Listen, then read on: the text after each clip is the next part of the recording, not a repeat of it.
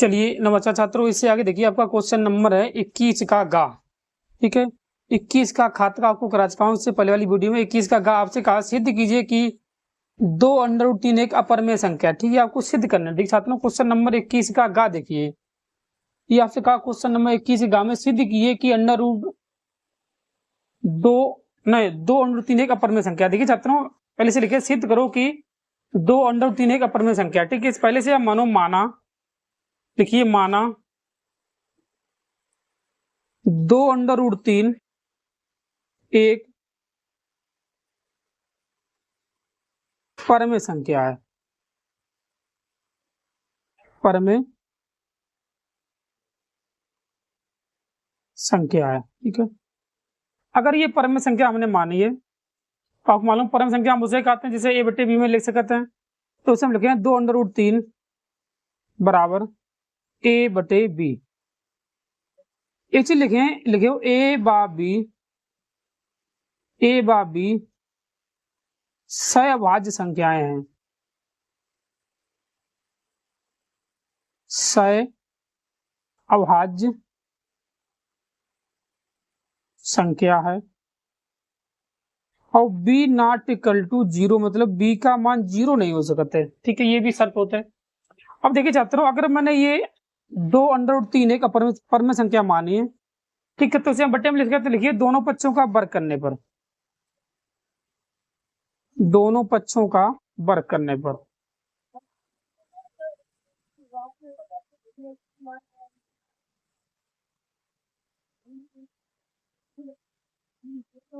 वर्ग करने पर। ठीक है, तो तब देखिए आपका हो जाएगा 2√3 का वर्ग बराबर a का वर्ग बटे में b का वर्ग। ठीक है, अब सकते 2 का वर्ग करिए 2 होगा, सॉरी 4 होगा, और √3 का वर्ग 3 हो जाएगा, बराबर a² बटे में b²।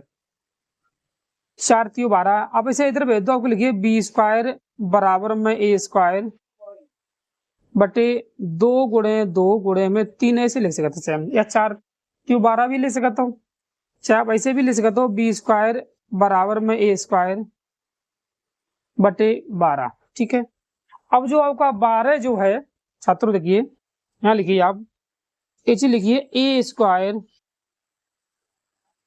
2 तथा 3 से विभाज्य है। देखिए क्योंकि 12 जो है 2 3 से कटेगा, ठीक है, 2 तथा 3 से विभाज्य, 4 से भी ले सकते हैं आप। तो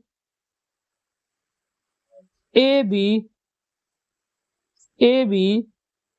2 और 3 से विभाज्य होगी, विभाज्य होगी। तो अब देखिए छात्रों, ये आपका विभाज्य संख्या है। ठीक है, ठीक है, अब ऐसे इस हिसाब से मान सकते हैं कि b² बराबर a² बटे में 12 है। ठीक है, अब इसे आप लिखिए 12 b² बराबर में a²। ठीक है, यहां मानिए माना a बराबर में 12c। अब c मानिए, और 12 इसलिए मानिए मैंने यहाँ पर 12 अगर है तो 12c मानिए। ठीक है, अब इसका मान रख दीजिए, लिखिए 12b का वर्ग बराबर एक ही जगह पे 12c का वर्ग कर दीजिए। आपको मालूम है 12b², 12 बारी में 144 c², काटिए से 12 बारी में 144, बचा आपका b² बराबर में 12c²। ये आपका हो जाएगा छात्रों c² बराबर में b² बटे में 12। ठीक है, क्योंकि आपके 12 नीचे हैं। अब यहाँ पर आप एक चीज लिखिए छात्रों, क्या लिखोगे इसमें, इससे नीचे लिखिए b²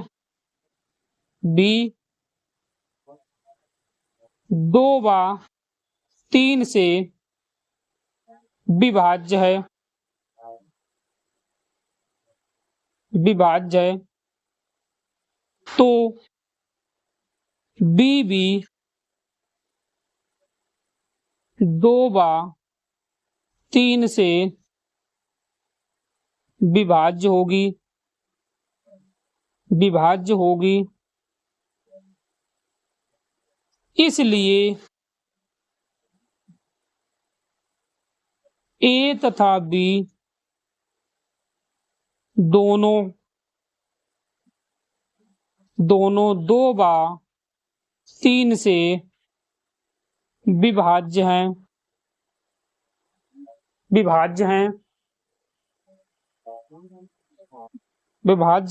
अतः ये गणना अमान्य है। 2/3 एक अपरमेय संख्या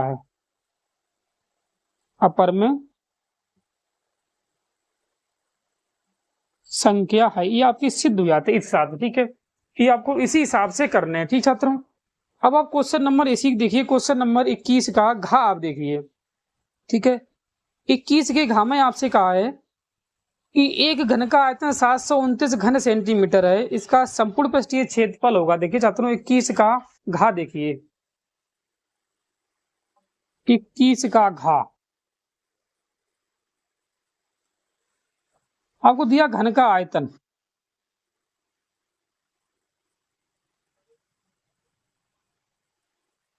729 सेंटीमीटर क्यूब, आप का ले दीजिए घन का आयतन। ठीक है, आपको मालूम है घन का आयतन होता है भुजा क्यू, यहाँ से आप भुजा निकाल सकते हो, क्योंकि आयतन भुजा का क्यू होता है। लिखिए भुजा का क्यू बराबर 729 सेंटीमीटर क्यूब। अगर अब इसकी भुजा निकालो चाहे, देखिए छात्रों क्यू वहां पर रखिए क्यू, तो अब लिख सकता हूँ भुजा बराबर ये 9 का क्यू है, 9 सेंटीमीटर का क्यू है। अब क्यू से क्यू कैंसिल करिए, घन की आपकी भुजा आ गई छात्रों, भुजा 9 सेंटीमीटर, ये आपकी घन की भुजा है। अब आपसे कहा कि घन का पृष्ठीय क्षेत्रफल क्या होगा। देखिए छात्रों, घन का संपूर्ण पृष्ठीय। ठीक है, तो अब लिखिए आप यहाँ पर देखिए, लिखिए घन का संपूर्ण पृष्ठीय क्षेत्रफल, ये आपको मालूम हुआ 6 भुजा स्क्वायर होता है, 6 भुजा स्क्वायर। ठीक है, 6 भुजा आपकी 9 आई, 9 का वर्ग, 6 गुणे 9 का वर्ग 81 होता, मालूम है आपको। ठीक है, 6 × 6 6 8 48, ठीक है, 486 सेंटीमीटर स्क्वायर, ये आपका इसका आंसर हो गया। क्वेश्चन नंबर 21 का घा हो गया। ठीक है, अब इससे आगे क्वेश्चन नंबर जो 21 का अनगया है उसे आप देखिए।